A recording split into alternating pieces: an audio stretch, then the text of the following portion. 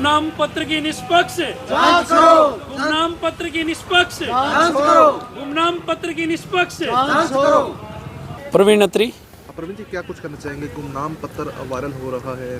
कल शाम को जो ये पत्र वायरल हुआ है, इसमें जो है नीचे सीएम, गवर्नर, कुलपति महोदय और वुमेन कमीशन हर जगह ये पत्र डाला गया है, लेकिन इस पत्र के अंदर किसी भी छात्र या छात्रा का नाम नहीं है।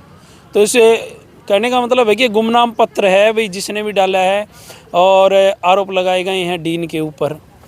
तो हम तो यही कहते हैं कि जो भी इस मामले में दोषी है उसके खिलाफ सख्त कार्रवाई और इस पूरे मामले की जांच रिटायर्ड जज से और यूनिवर्सिटी के बाहर के अधिकारियों से कराई जाए। देखिए जी, आरोप तो ठीक है, उसमें लगे हुए हैं, लेकिन आरोप लगाने से कोई आरोपी नहीं होता। आरोप तो सिद्ध करना भी तो पड़ता है ना। तो ये तो कोई आपसी रंजिश भी हो सकती है, या विश्वविद्यालय के अंदर छात्र राजनीति तो चलो कोई बात नहीं, छात्रों के बीच में आपस में चलता है, लेकिन यहाँ तो प्रोफेसरों की भी राजनीति है, आपसी गुट बने हुए हैं। तो इस मामले में हम ये नहीं कह सकते कि कौन दोषी है। हम यही चाहते हैं, हमारा जो छात्र संगठन है उसकी डिमांड है कि इस मामले की बिल्कुल निष्पक्ष जांच होनी चाहिए।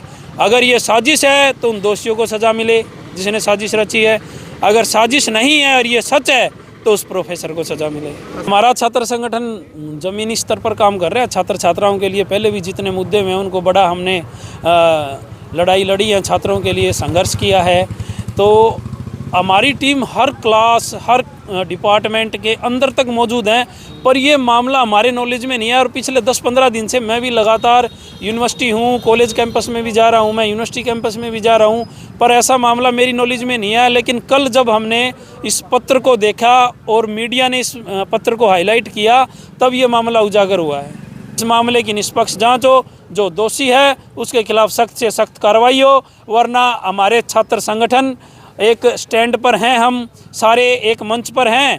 अगर ये झूठ निकली तो हम उसका विरोध करेंगे जो साजिश में है, अगर ये सच निकला तो हम उस प्रोफेसर का विरोध करेंगे जिसने घृणित कार्य किया है। हम यही कहना चाहेंगे, जो भी एलिगेशन लगा है जिस प्रकार का, इसकी निष्पक्ष जांच होनी चाहिए यूनिवर्सिटी में, क्योंकि गांव से बहुत सी छात्राएं आती है जी। अगर ऐसे मामले आते रहेंगे तो एक जो यूनिवर्सिटी की अपनी इमेज बनी हुई है वो ख़राब, कहीं ना कहीं हमें दिख रहा है जो ख़राब हो रही है जी। तो ऐसा हमारा यही मानना है, अभी सभी की यही एक डिमांड है, अभी इस मामले की जो है अच्छे से इसकी मान लो कार्रवाई होनी चाहिए और जांच इसकी निष्पक्ष हो, ताकि सभी को पता चल सके जी कि एक प्रोफेसर, एक बहुत कह दो भी टीचर जो है समाज में एक बहुत बड़ा ओहदा होता है जी। इस चीज़ पे अगर हम कोई व्यक्ति विशेष पे कोई एलिगेशन लगा रहे हैं तो उसकी निष्पक्ष जांच हो जी।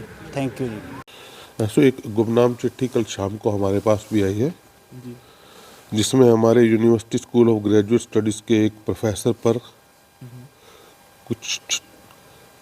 कुछ गंभीर आरोप लगाए गए हैं। तो वो गुमनाम चिट्ठी में कहते पुलिस और प्रशासन के पास भी आई है। तो पुलिस ने अपनी जांच शुरू कर दी है और हमारा प्रशासन पूरी तरह से पुलिस को सहयोग कर रहा है। दूसरी तरफ से हमारे यहाँ एक इंटरनल कंप्लेंट कमेटी होती है, हम उसको भी ये कंप्लेंट भेज रहे हैं और वो आंतरिक तौर पे भी इसकी जांच आज शुरू कर देगी। सर, चिट्ठी जिस एनवेलप में भेजी गई है उस पर नंबर गलत लिखा गया हुआ है, क्या लगता है कोई साजिश भी सर हो सकती है किसी को बदनाम करने की? क्या कुछ इंक्वायरी होगी सर? देखो, किसी भी संभावना से नकारा नहीं जा सकता। ये तो जांच के बाद ही पता चलेगा कि इस चिट्ठी की सच्चाई क्या है।